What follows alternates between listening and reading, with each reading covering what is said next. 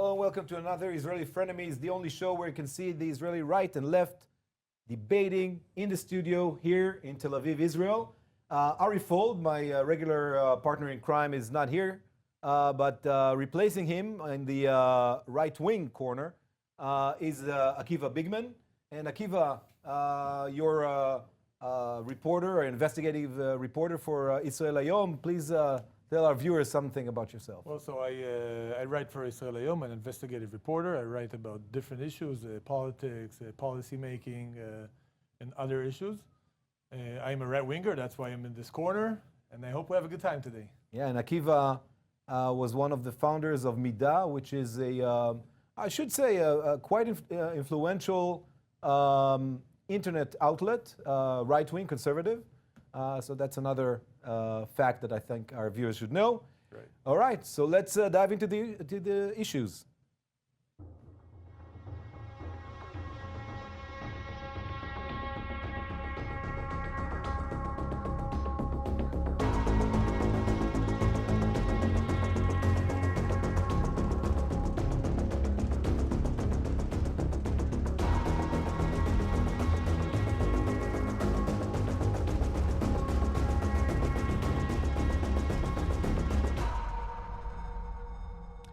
So this week there was an important milestone with the Netanyahu investigations.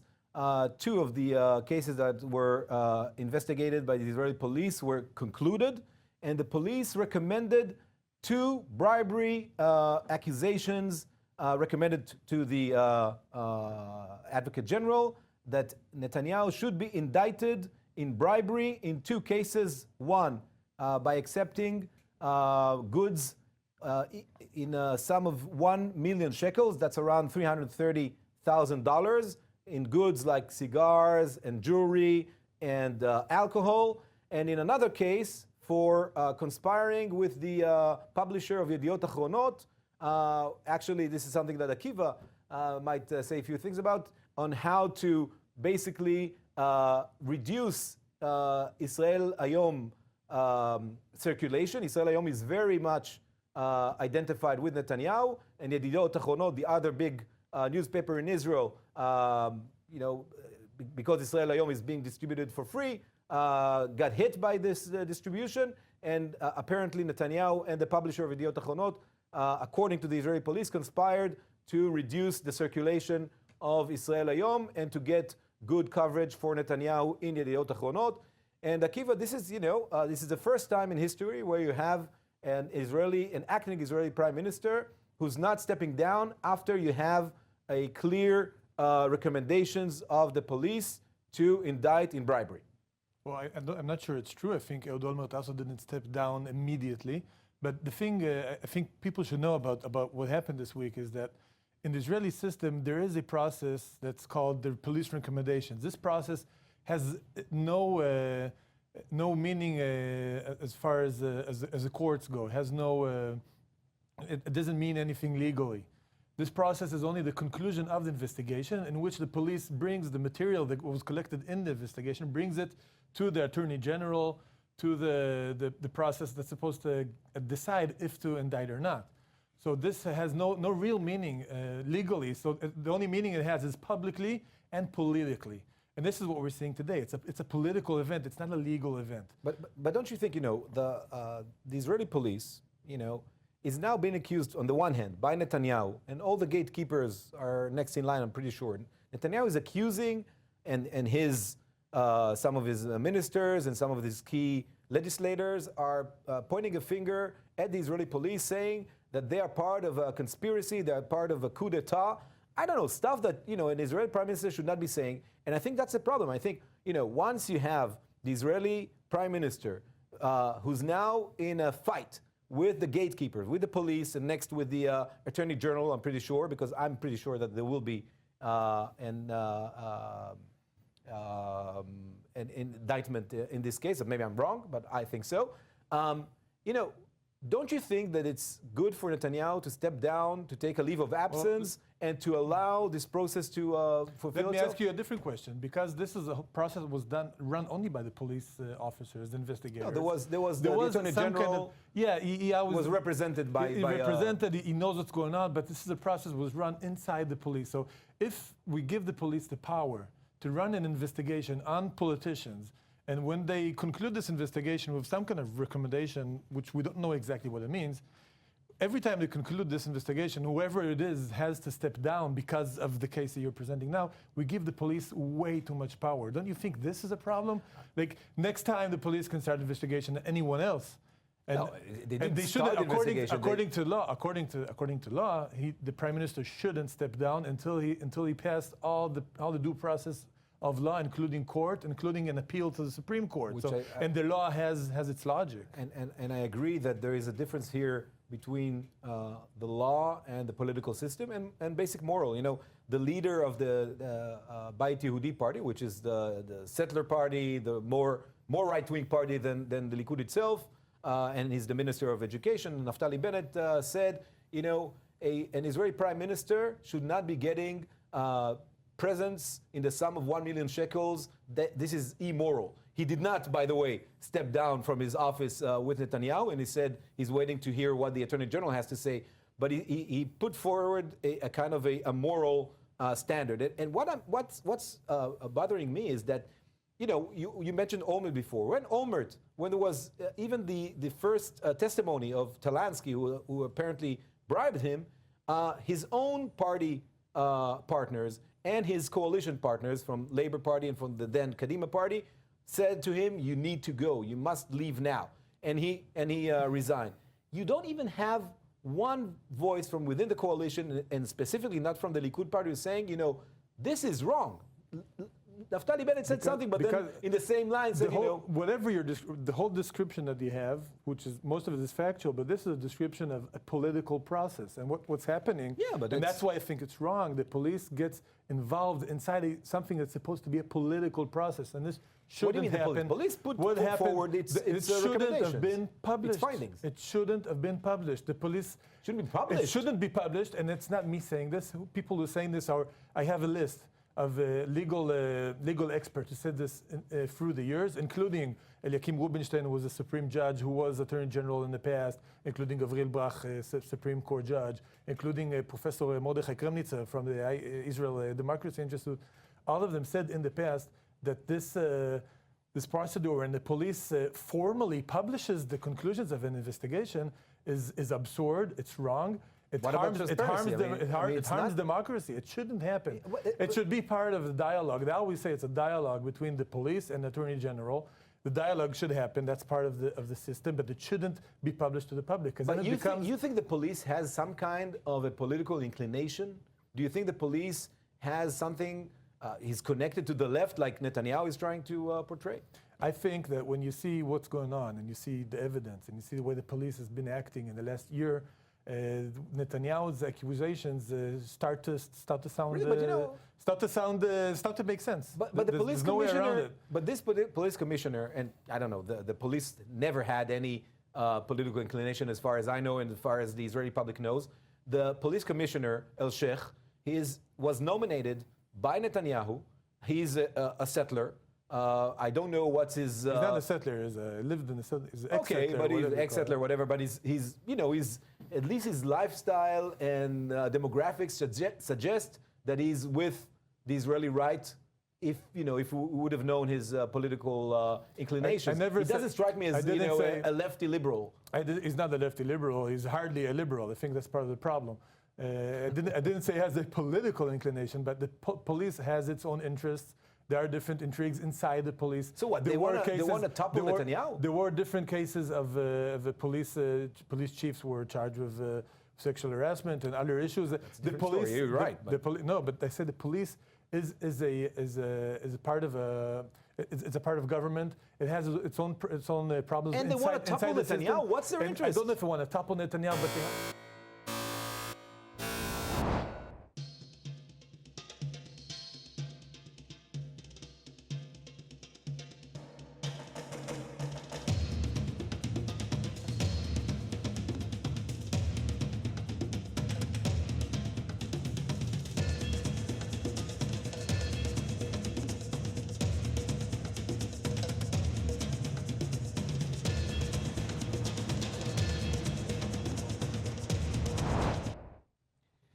So another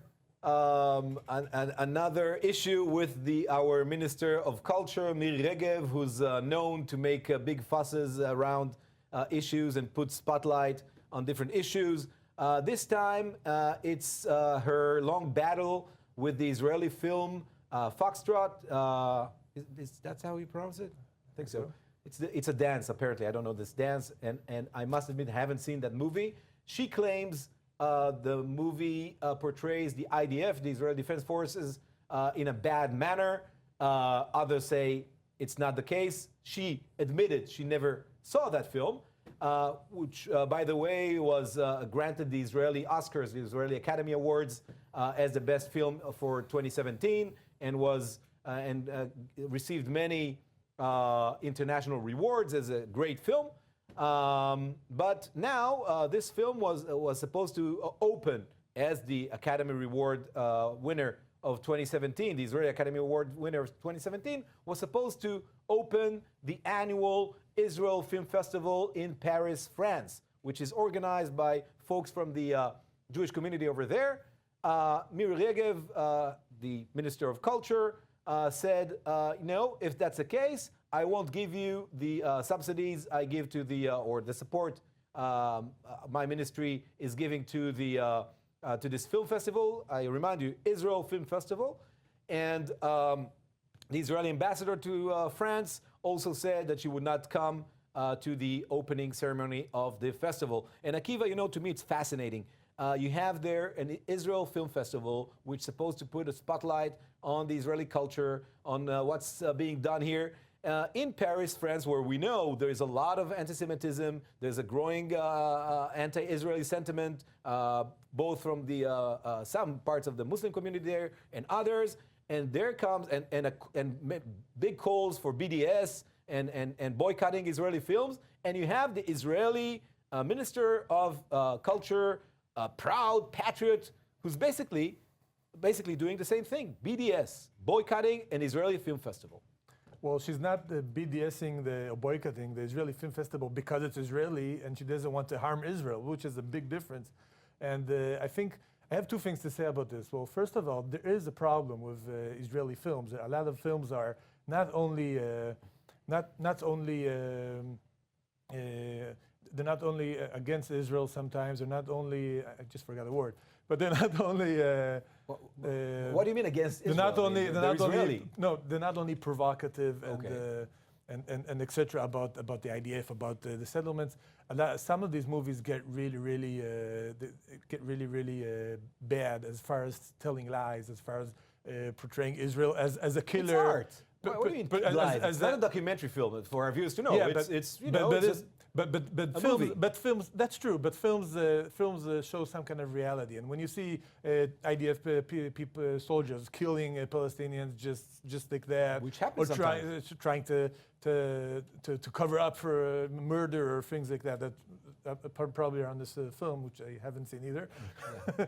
But I'm saying we have a problem with some of these films, and I can understand why Miri Regev. I understand why Miri Regev puts a point forward. She puts a point that we shouldn't be financing films that go against our country. The state of Israel. She doesn't want to silence anybody, just not to finance it. But really, let's say tomorrow there'll be a lefty government, and there will be a successful Israeli film about the settlements, or something like that, which will show, and also, or perhaps about uprooting the Israeli settlements, like in Gush Katif, in Gaza. This will be a successful Israeli film. It will get the Israeli Academy Award, and there'll come a minister of culture from the left who will say, "I'm sorry, this is against Israel. It shows Israel in a bad way, that it uproots settlements. I can't let this." Yeah, but I think you got the wrong example because why? Because these are not films that are inside the argument between right and left in Israel. These are films that some of them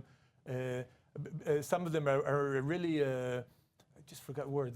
Some of them get really.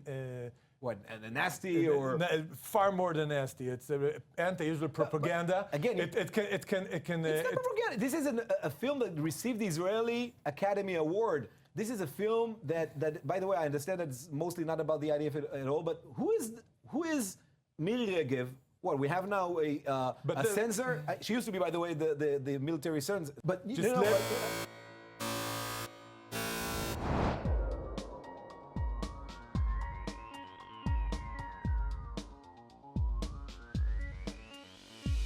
Okay,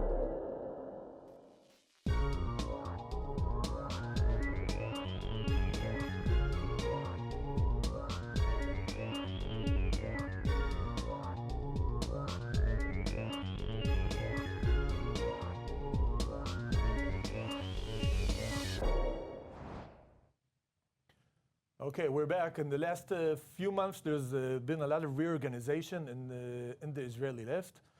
Labor has a new head, Avi Gabay, who came from the business sector and was part of the Kulanu, the center-right party. So they're inside the major reorganization. Meretz party is holding primaries in a little more than a month, right? Holding primaries. It's the first time they're having open primaries when people can just join the party and vote. So this is causing a lot of excitement on the left, and they hope to manage to widen their voters and be more successful in the next election. So there's a lot of action on the left. I, as a right winger, enjoy seeing it. And I really ask myself what will be, because we see in the polls that Avi Gabay actually is not a great success. What we see in the last poll, I have the numbers. Likud is 26, which is basically maintains its power. Yair Lapid gone to 22, which is more than doubling. Labor is 15, which is 10 less than they got in elections. 9 less than they got in elections. Meretz is 7, which is more than they got in elections. So we see as a whole, I think the left, even though there's this reorganization and Gabay was a big, great news on the left, we don't see a big success on the polls so far.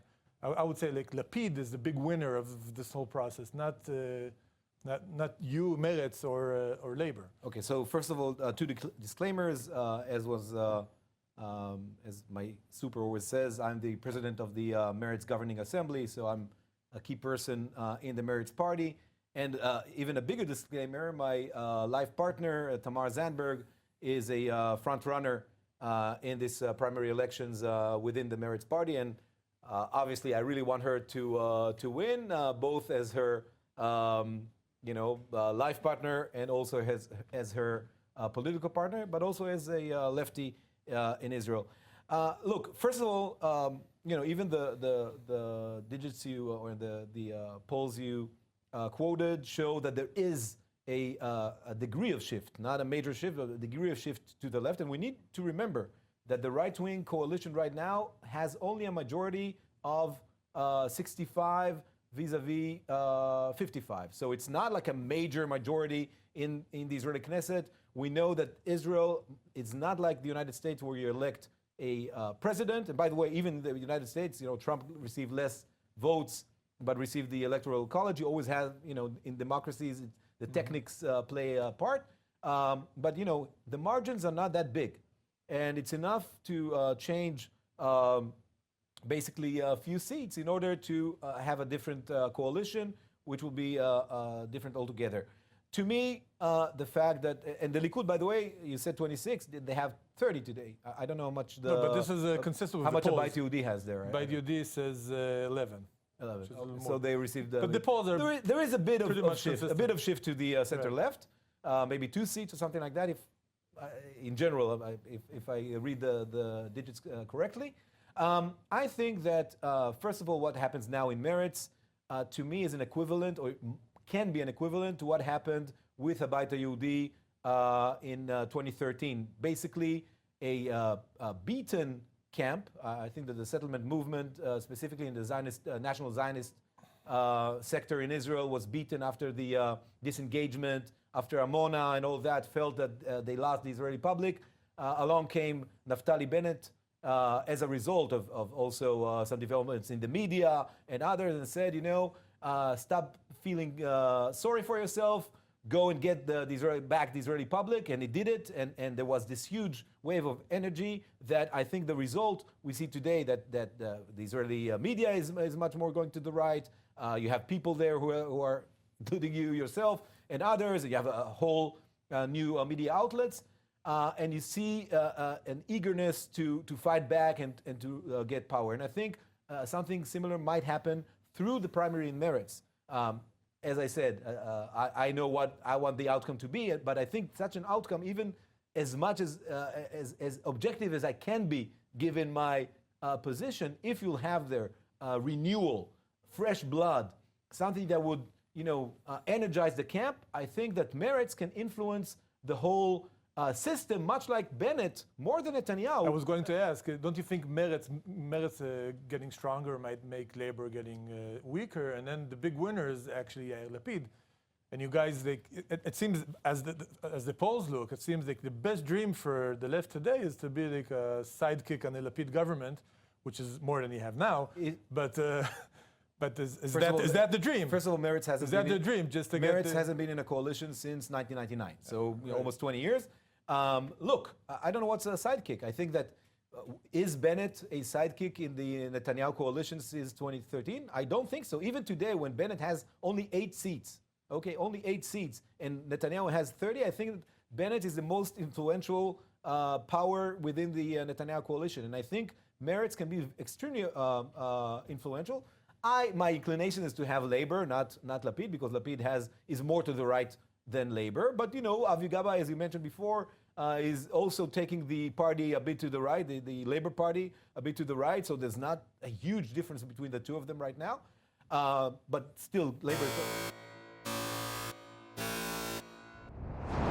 So we come to the conclusion of another Israeli Frenemies show. Akiva, how did you like it? Well, Frenemies is always good. It's good to be here with my frenemy. And I wish you success, but I wish you don't. Thank you. And for our viewers, in the Jewish calendar, this week we start the month of Adar, and Adar has Purim. Purim is a big festival where there's actually a mitzvah, actually a command to get drunk.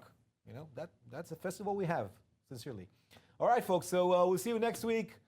Thank you here from Tel Aviv. It's been a pleasure.